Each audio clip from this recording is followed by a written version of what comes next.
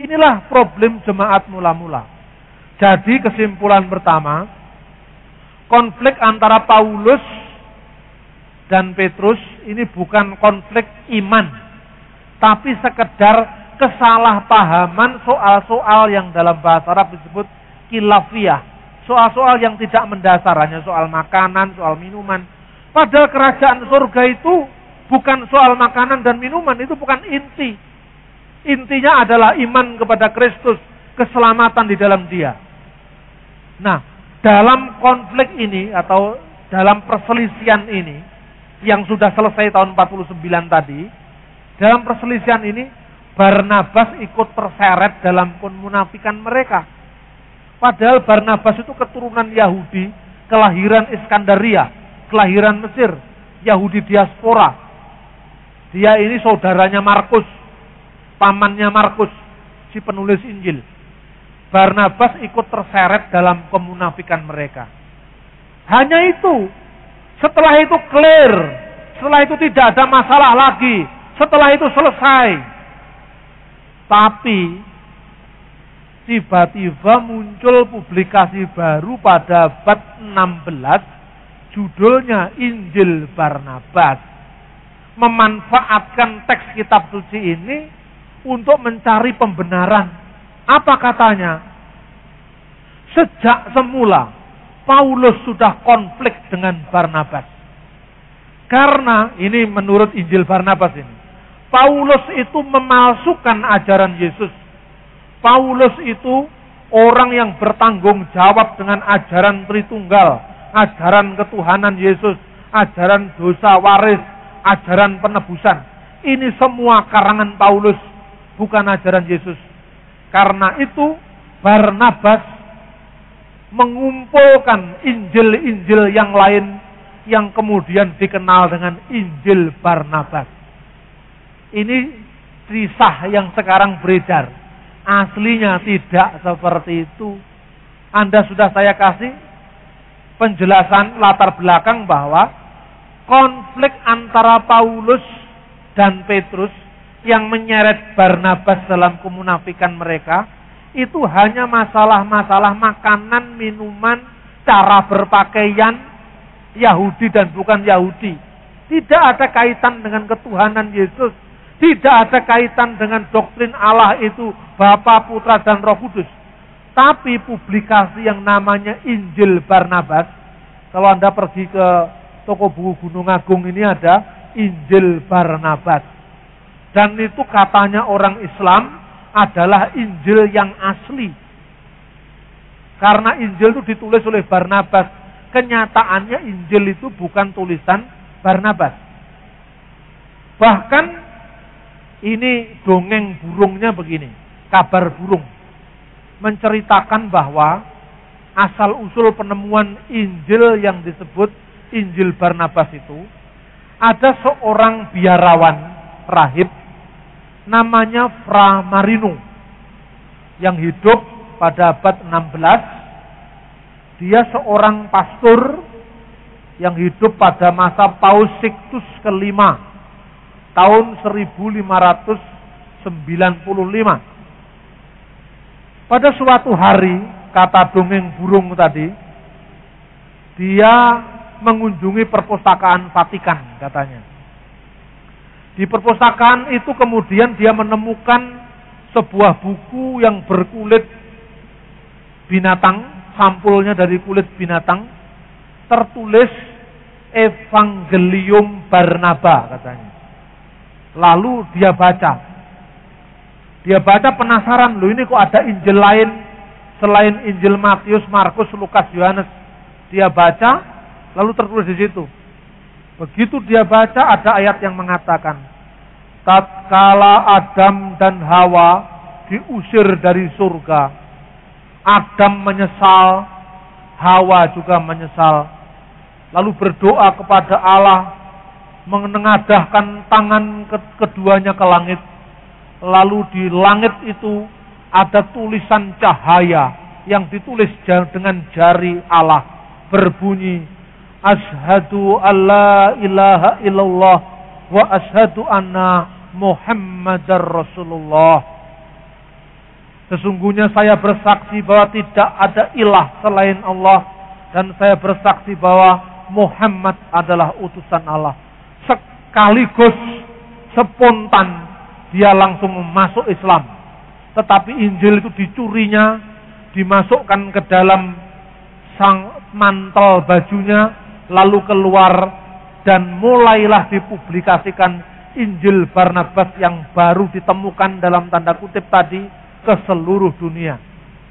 Pada tahun 1907, seorang intelektual Kristen dari Inggris, dari London, namanya adalah Mr.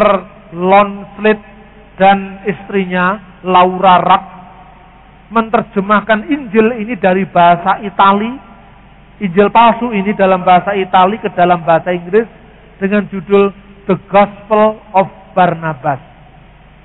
Sebanyak 80 halaman menceritakan kepalsuan Injil ini dari bukti-bukti sejarah yang ada.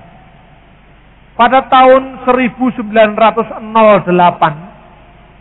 Injil dalam bahasa Inggris ini diterima oleh seorang Kristen Koptik, seorang Kristen Ortodok Koptik, namanya Sayyid Al-Duktur Khalil Sa'adah.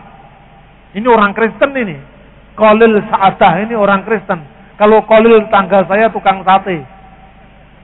Dia terjemahkan dalam bahasa Arab, judulnya Injil Barnabas. Dengan semua telaah kritisnya tadi. Kemudian tahun 1969, ketika Profesor Dr. Ahmad Salabi dari Universitas Al-Azhar menjadi dosen tamu di IAIN Sunan Kalijaga Jogja, dia mulai memperkenalkan Injil palsu ini, seraya mengatakan Injil ini dapat digunakan sebagai alat dakwah kepada orang Kristen.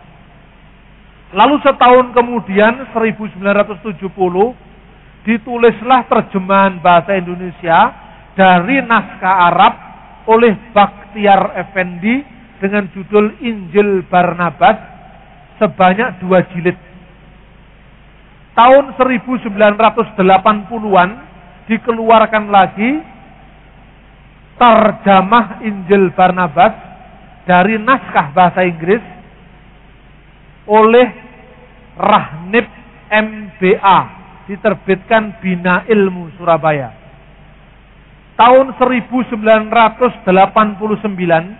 terbit pertama kali buku Sayyid Bambang Nursena, judulnya Telaah Kritis Atas Injil Barnabas, diterbitkan Yayasan Andi Yogyakarta, tatkala Sayyid itu masih berumur 23 tahun. Dan Sayyid Bambang itu sayalah orangnya. Saya yang pertama kali menanggapi dalam bentuk buku yang relatif lebih tebal, yang berjudul Telaah Kritis Injil Barnabas, sampai sekarang sudah dicetak ulang yang ke-11 kali. Dan selalu bestseller buku itu. Anda bisa cari di toko-toko buku Kristen dan juga di Gramedia. Tapi biasanya cepat habis. Inilah sejarah awal mula tentang Injil Barnabas dan pengaruhnya dalam polemik Islam Kristen. Apa yang membuktikan kepalsuan Injil Barnabas? Dalam doa malam kemarin saya sudah menyampaikan beberapa aspek. Dalam pandangan Islam, Injil itu kitab yang turun dari langit. Setelah dicocokkan, loh ini kok karangan Matius, kok karangan Lukas, kok karangan Yohanes tidak cocok. Lalu mereka pada melirik Injil Barnabas yang kebetulan menguntungkan pandangan Islam. Pertama kali, sebelum diterbitkan di Indonesia tahun 69, tahun 70, Injil ini dalam bahasa Inggris diterjemahkan dalam bahasa Inggris oleh Tuan Rack tadi, diterbitkan di Karachi, Pakistan. Penerbitnya adalah Aisyah Bawani Wakaf di Karachi. Tapi tidak fairnya, ironisnya karena tidak adil, telaah kritis yang isinya 80 halaman tadi dibuang. Dan hanya diterbitkan teksnya tanpa catatan kritis. Ini sudah melanggar hak cipta sebetulnya. Jadi teksnya diterjemahkan, telaah kritis yang membuktikan kepalsuan Injil ini dibuang. Sejak itu pula Indonesia ikut-ikutan. Abu Bakar Basmelah juga menerjemahkan Injil Barnabas dari bahasa Arab. Teks kritiknya dari Tuan Rak tadi dibuang. Selama saya 2 tahun lebih berada di Kairo dalam rangka studi tentang Hiwar al-Adyan, dialog antar agama, saya meneliti kembali Injil palsu ini di Maktabah Anba Dominikan Kairo. Di sanalah saya menemukan teks asli Injil ini. Ternyata teks asli Injil ini bukan bahasa Ibrani, bukan bahasa Aram, bukan bahasa Yunani. 3 bahasa ini plus bahasa Latin, lingkungan kecil dipakai, adalah bahasa yang hidup di Israel pada zaman Yesus. Tetapi teks asli Injil ini ditulis dalam bahasa Itali. Sedangkan bahasa Itali itu adalah perkembangan dari dialek Latin yang baru ada abad ke-13 Masehi, abad 11 Masehi. Jadi pada zaman Yesus bahasa Itali itu belum ada. Tapi kok Injilnya ditulis dalam bahasa Itali? Ini yang pertama. Kedua, ada kesalahan-kesalahan geografis. Misalnya, pada pasal pertama Injil palsu ini ditulis kata-kata demikian: Evangelio Barnaba Apostolo di Yesu Kristo di Yesu Nasareto Ciamalo Kristo. Ini dalam bahasa Itali. Jadi Barnabas, Apostolo, Rasul, Yesus dari Yesus, di Yesu, Nasareto, Yesus orang Nasaret, Ciamalo Kristo, yang disebut Kristus. Jadi pada pasal pertama ini, Barnabas diakui sebagai Rasul Yesus. Kenyataannya, Barnabas bukan ke-12 Rasul, tidak termasuk 12 Rasul, tapi Barnabas itu baru muncul kemudian. Yang kedua, dalam teks ini diakui Yesus orang Nasaret bergelar Kristus, Ciamalo Kristo. Pada pasal 96 Injil palsu ini ditulis, Yesus berkata, "Demi Allah yang jiwaku ada dalam genggaman tangannya, sesungguhnya aku bukan Mesias. Mesias akan datang sesudahku, namanya terpuji," katanya. Lah terpuji itu bahasa Arabnya Ahmad atau Mahmud, seakar dengan kata Muhammad. Jadi Mesias yang akan datang ini namanya Muhammad. Yesus bersabda, "Demi Allah yang jiwaku ada dalam genggaman tangannya." Ini sumpahnya Nabi Muhammad, dikutip, ditempatkan di mulutnya Tuhan Yesus. "Wallahi alladzi nafsi biyadihi." Demi Allah yang jiwaku ada dalam genggaman tangannya. Ini gaya sumpahnya Nabi Muhammad. Yesus tidak pernah bersumpah di Alkitab. Lalu dikatakan, Injil Barnabas yang palsu ini menyebut Yesus adalah Kristus, tapi Yesus bukan Mesias. Lah bedanya Mesias dengan Kristus itu apa, Pak? Itu sama saja. Mesias itu bahasa Latin dari bahasa Ibrani Hamasiah. Hamasiah diterjemahkan dalam bahasa Yunani Kristos. Kristos menjadi bahasa Yunani, bahasa Latin Kristus. Jadi Kristus dengan Mesias itu artinya sami mawon, sama saja. Tapi penulis Injil palsu ini mungkin sekolahnya kurang tamat. Waktu pelajaran ini mungkin dia bolos. Tidak tahu kalau Kristus itu sama dengan Mesias. Adalah aneh. Orang abad pertama hidup di Palestina tidak tahu kalau Mesias itu sama dengan Kristus. Sama dengan orang hidup di Surabaya tidak tahu bedanya, tidak tahu persamaannya antara ayam, pitik dengan chicken. Sama dengan dikatakan, makan apa Pak tadi malam? Oh, makan pitik bakar. Saya tidak makan chicken, tidak. Saya tidak makan ayam, makan pitik aku katanya. Podo ae, Bes. Pitik karo ayam harus chicken sami mawon. Kalau ada orang yang mengatakan itu, berarti itu bukan orang Surabaya. Karena tidak tahu bahwa ayam, pitik, chicken itu sama. Begitu juga penulis ini tidak tahu kalau Mesias dengan Kristus itu sama. Berarti dia bukan orang Yahudi, bukan orang Israel, apalagi muridnya Tuhan Yesus. Gampang membuktikannya. Yang kedua, geografisnya salah. Dikatakan gini. From Jerusalem, Jesus went up to Kapernaum. Dari Yerusalem, Yesus naik ke Kapernaum. Nah ini. Padahal Kapernaum itu kota di pesisir pantai Galilea. Berarti Yerusalem lebih tinggi dari Kapernaum. Mestinya from Jerusalem Jesus went down to Kapernaum. Tapi dikatakan went up to Kapernaum. Salah lagi. Berarti penulisnya bukan orang Yahudi, apalagi muridnya Yesus. Lalu setelah dari Kapernaum, Yesus berlayar ke kotanya Nazaret. Yang nggak bisa dilayari, Pak. Nazaret itu kota-kota perbukitan. Nggak ada pantainya di sana. Karena apa? Penulisnya bukan murid Yesus. Sama dengan orang mengatakan, saya dari Surabaya went down to Malang. Itu salah itu. Terus saya mikir lah, mungkin ini terjemahannya yang salah. Saya cek dari bahasa Italinya, sama. Went up, went down. Saya lihat dalam bahasa Arab.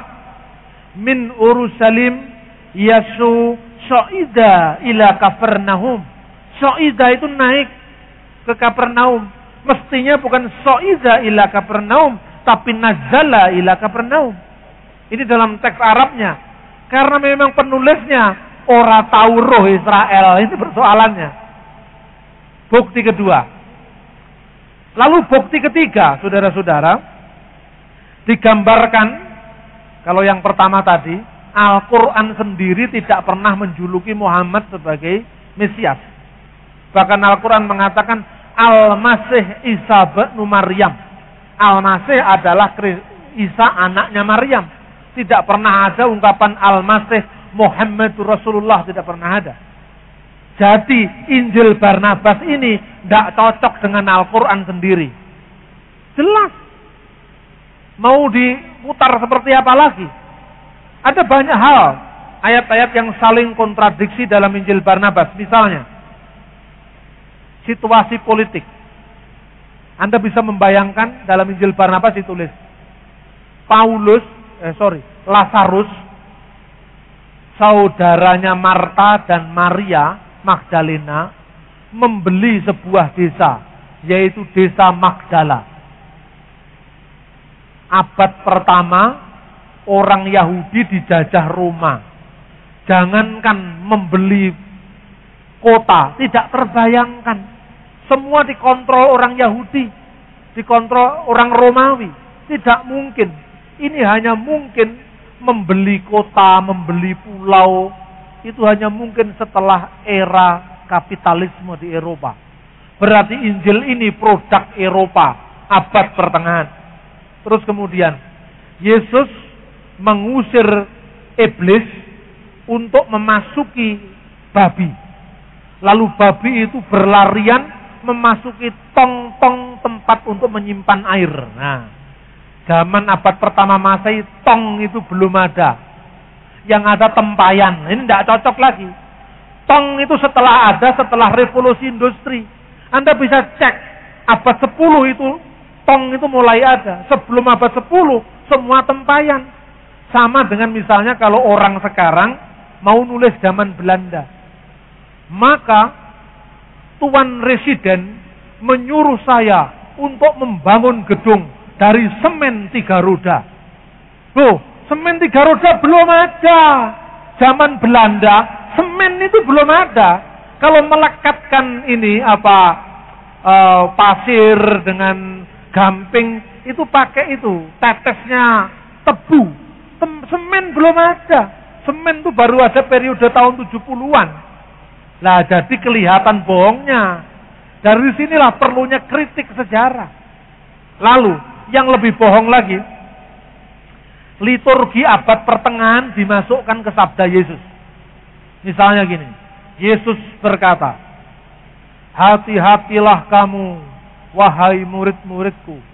Sesungguhnya Allah, jadi gaya Yesus ngomong itu seperti Nabi Muhammad bicara itu. Sesungguhnya Allah akan melaknati setiap orang yang musyrik kepadanya, yang syirik, yang menyekutukan dia. Katanya, karena perbuatan syirik itu berasal dari syaitan, berasal dari setan. Dan tahukah engkau bagaimana mencegah diri dari syirik? Kamu harus memperbanyak sholat dan puasa 40 hari. Karena apa? Sebagaimana iblis itu seperti singa yang mengaum-ngaum dan mencari mangsa, siapa yang bisa dimangsanya.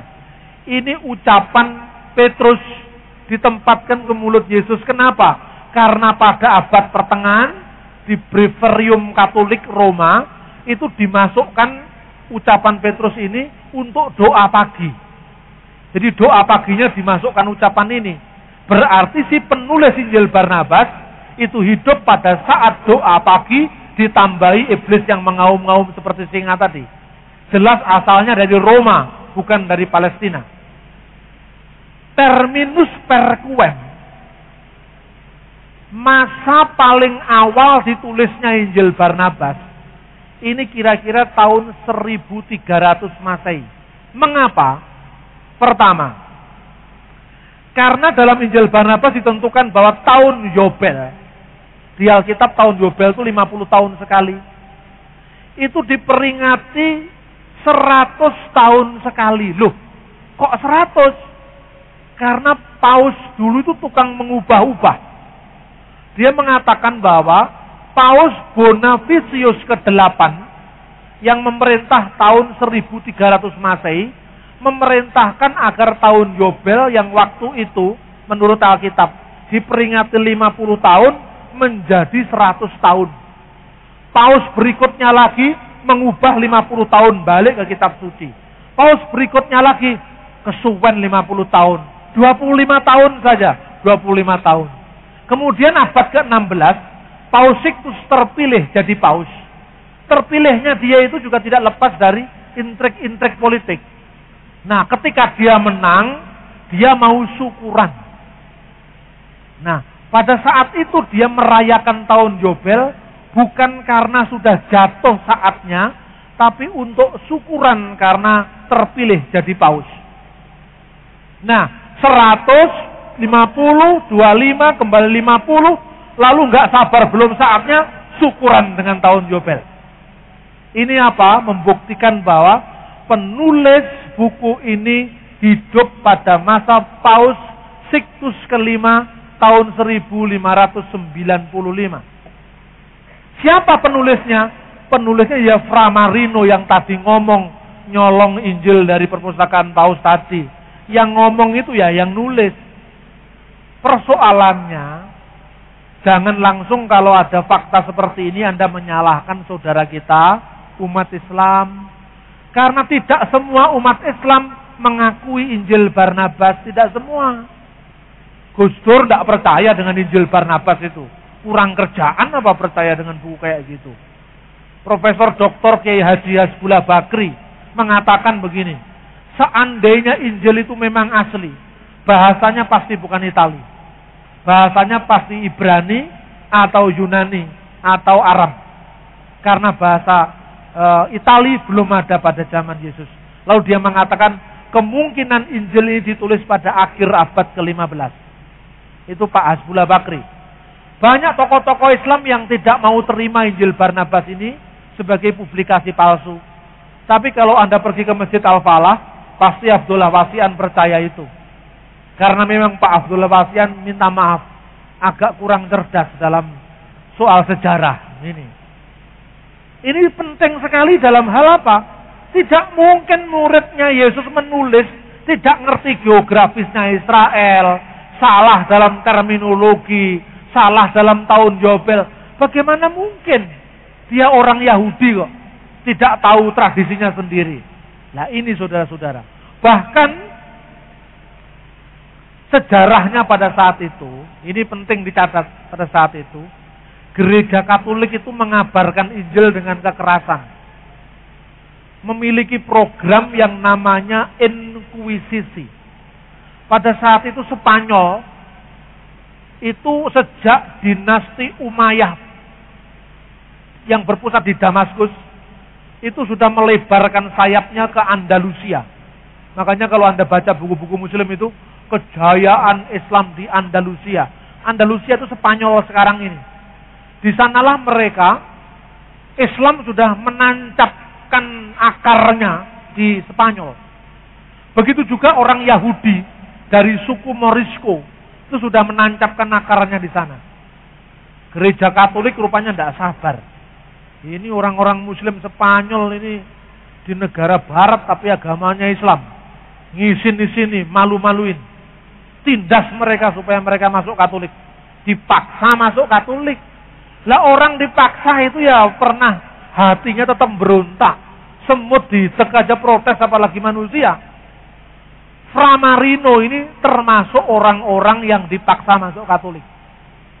Tapi dia ini sempat sekolah teologi sampai tamat di Roma. Sampai dapat gelar sarjana teologi. Sampai ditahbiskan jadi imam, jadi pastor. Tapi hatinya tidak pernah percaya pada Yesus. Hatinya adalah Muslim. Daripada saya ditindas, lebih baik pura-pura jadi Kristen. Tapi dendamnya luar biasa pada gereja Katolik. Akhirnya balas dendam, nulis Injil palsu tadi.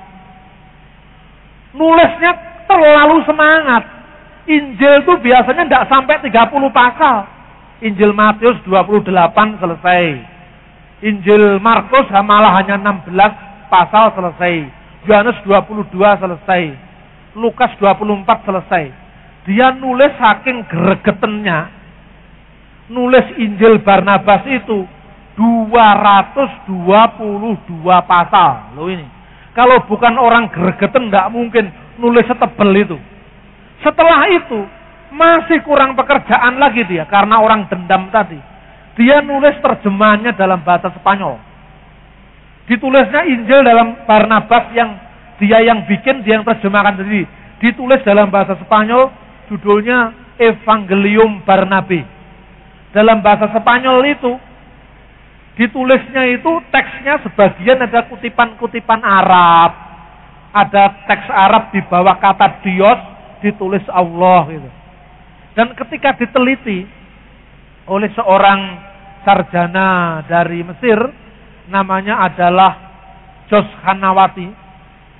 Dia orang Abuna dari Mesir, menulis ini juga Khalil Sa'adah, sarjana Koptik.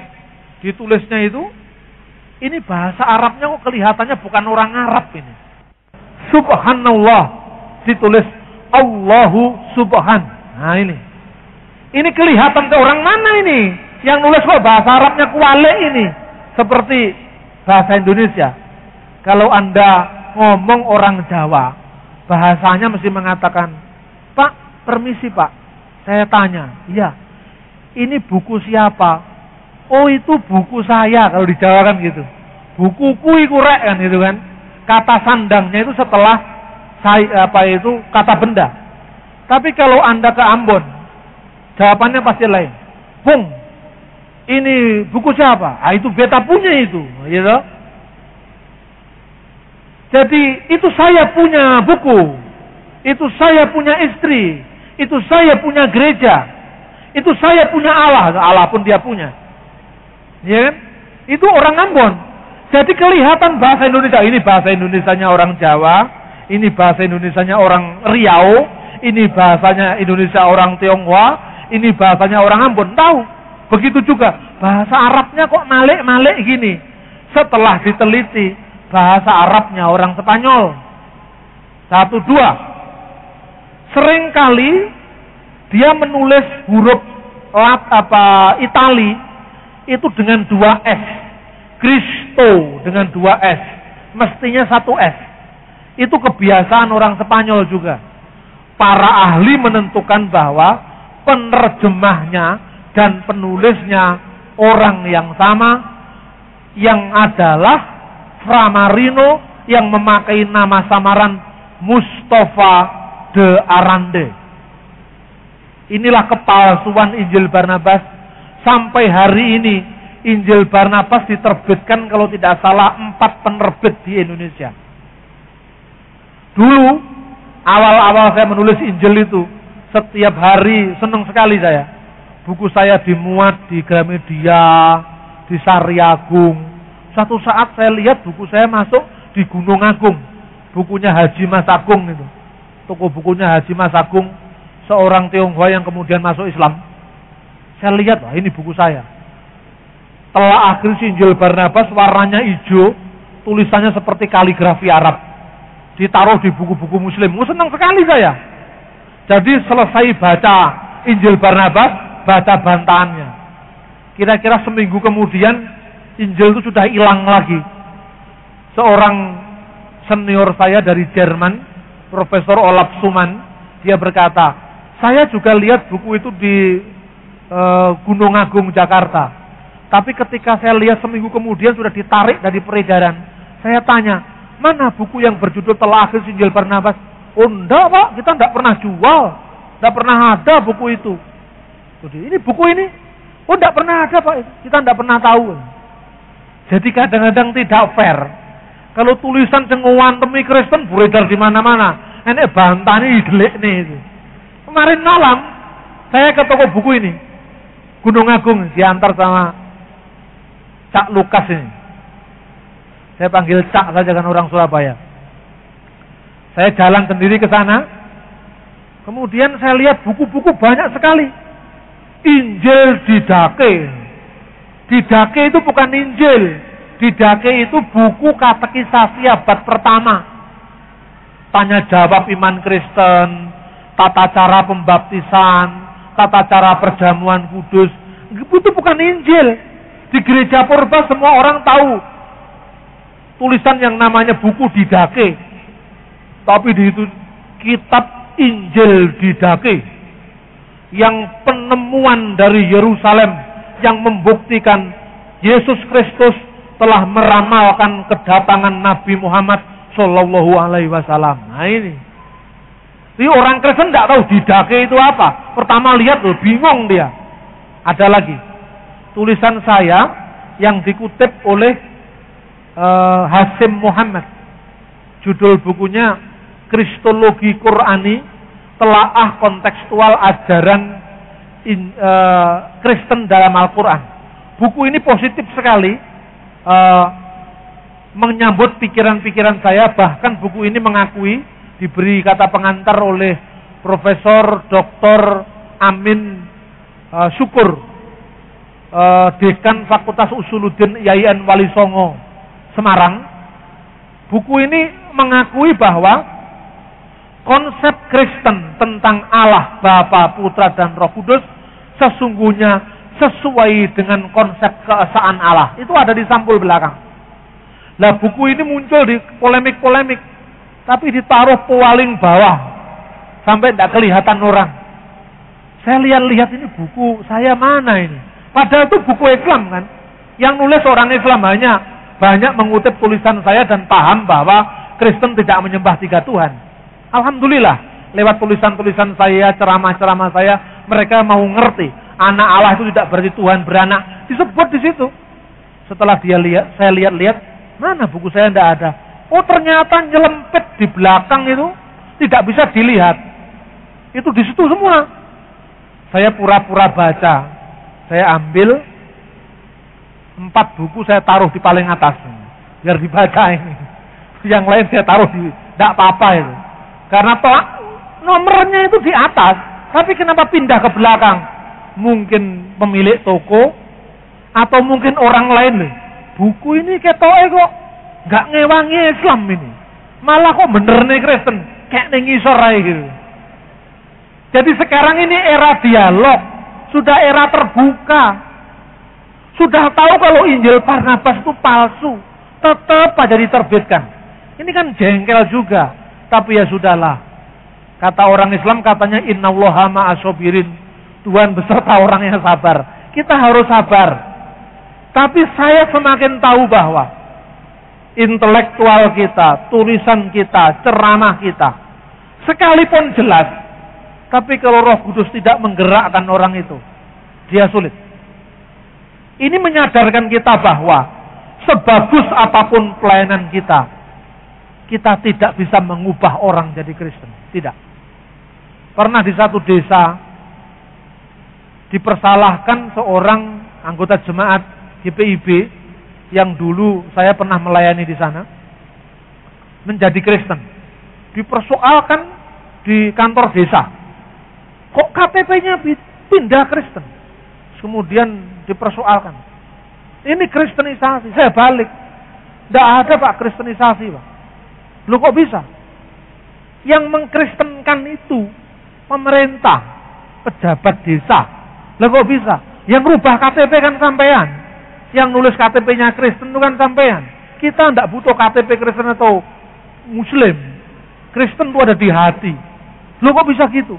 Tidak seorang pun bisa mengubah iman pikiran seseorang kalau bukan Roh Kudus. Itu keyakinan saya. Jadi kristenisasi tidak ada. Yang ada evangelisasi, penginjilan. Penginjilan itu pengumuman Yesus itu juru selamat. Sapa sing percaya munggah swarga, sing ra percaya karepmu itu loh. Itu Injil. Lah kon percaya, alhamdulillah, gak percaya gak apa-apa. Itu namanya pengumuman. Islam juga gitu. Katanya berdakwah illa billati hiya ahsan, kecuali dengan cara yang sebaik-baiknya.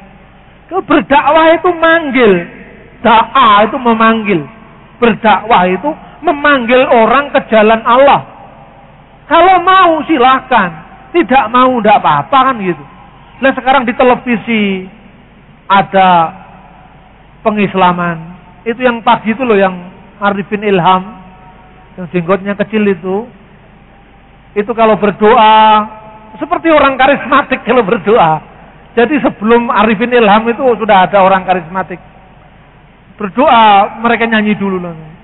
Setelah nyanyi, dia mengatakan, ya Allah, hamba-Mu ini lemah, tidak mampu berbuat apa-apa ya Allah. Engkaulah Malikul Muluk, Raja segala raja. Lihatlah kami ya Allah, saudara-saudara. Ini kan cara karismatik sebetulnya. Dicontoh, tidak apa-apa lah. Nyontoh-nyontoh yang baik juga tidak apa-apa. Ekspresif, doa yang ekspresif, itu pola karismatik. Tapi setelah itu yang tidak enak. Alhamdulillah ayahanda, katanya. Ada apa yang dipanggil ayahanda? Pada pagi hari ini, salah seorang kru dari TPI ini sudah mendapatkan nur Allah dan dia sudah masuk Islam. Diumumkan di layar televisi. Nah kemudian ada di internet itu, nama saya muncul di sana. Kalau Anda buka Google itu, Anda tulis Bambang Nursena, wih banyak sekali. Yang pro, yang kontra banyak. Ditulis gini. Bambang Nursena ini adalah kelompok yang menggagas munculnya Kristen Arab di Indonesia. Ini sangat bahaya sekali. Karena identitasnya mengaburkan dengan umat Islam. Maksudnya gitu. Pengaburan. Terus di dalamnya ditulis mengutip hadis yang isinya menunjukkan keunggulan Yesus daripada Muhammad. Nah ini kan bukan kritikan. Ini kan sebetulnya menunjukkan ketidakmampuan berdialog. Saya ini Kristen Pak D. Kalau saya ngomong Yesus di atas Muhammad, ya mesti saja itu hak asasi saya. untuk mengatakan Yesus lebih tinggi daripada Muhammad. Kalau saya mengatakan Yesus lebih rendah dari Muhammad, tempilingin aku. Saya bukan orang Kristen, apalagi ngomong di sini sebagai seorang pemwarta firman Tuhan. Tapi kalau ada orang Islam mengatakan Nabi Muhammad sallallahu alaihi wasallam adalah kataman nabiyyin, nabi penutup, nabi pamungkas, tidak ada nabi sesudahnya. Kan haknya dia. Kita kan tidak marah. Kenapa harus marah? Karena itu keyakinan orang Islam. Tapi juga jangan marah kalau misalnya ada orang lain yang mengatakan Mirza Ghulam Ahmad adalah nabi setelah Muhammad. Jemaah Ahmadiyah lah kemudian dilempari batu di sana Bogor. Tidak seperti itu. Kristen itu jengkel juga sebetulnya. Seperti jengkelnya orang Islam. Kok setelah Muhammad ada nabi? Kita juga kadang-kadang mikir, lah Yesus itu sudah menjadi puncak pernyataan ilahi. Dulu ngomong dengan nabi-nabi. Nabi-nabi wis entek. Saiki anak Allah langsung. Firman Allah langsung turun ke dunia. Kok masih ada nabi lagi? Loh itu kan nabi mereka. Bukan nabi saya, titik sudah. Nggak usah usil dengan orang lain. Bahkan Kristen dirongrong dengan ajaran lagi yang namanya Mormon. Mormon di Amerika, dia mengatakan nabi setelah Kristus yang menyempurnakan gereja Kristus adalah Joseph Smith. Nah, satu negara bagian di Amerika, Utah, mayoritas Mormon. Tapi hak asasi silahkan. Wong Yesus mengatakan biarkanlah ilalang itu tumbuh bersama gandum sampai musim menuai, kan gitu. Setiap agama punya pandangan. Agama saya, pilihan saya benar.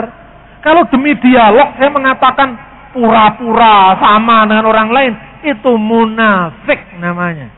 Kita harus ngomong terang-terangan, kita berbeda. Dan berbeda itu tidak berdosa. Berbeda itu indah. Ke dalam saya ingin orang yang dengar saya, ikut saya. Tapi kalau tidak mau ikut, masa tak paksa? Enggak bisa. Inilah situasi di masyarakat modern. Karena itu, kita kurang apa? Dirongrong dengan Injil Barnabas. Ya sudah, sabar. Jangan menyalahkan Islam. Itu dulu salahnya kita sendiri. Kenapa Paus diktator? Kenapa Paus suka ngubah-ubah pada saat itu? Lah muncul hukum sejarah Injil Barnabas. Sekarang kalau kita dilempari, ya dilempari itu kan sengsara. Tapi kita juga introspeksi. Mungkin caranya kita yang salah. Tapi toh kalau tetap benar dilempari, ya wallahu alam, itu sudah kehendak Kristus gitu loh. Hidup itu enteng kalau gitu. Lupa, saya sudah berusaha ingin lepas dari ini. Tetapi toh akhirnya masuk dalam kesulitan besar. Tuhan kehendaki kamu berada dalam kesulitan besar. Tetapi tidak besar karena apa? Tuhan tidak pernah memberi kepadamu sesuatu yang lebih daripada yang kamu bisa tanggung. Jadi tidak mungkin semua bisa tanggung.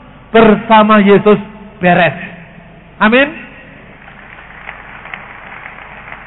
Tadi pagi saya sudah katakan bahwa Yesus itu firman Allah yang menjadi manusia. Dia adalah Tuhan. Makanya bersama Yesus beres. Ungkapan ini ungkapan Surabayaan.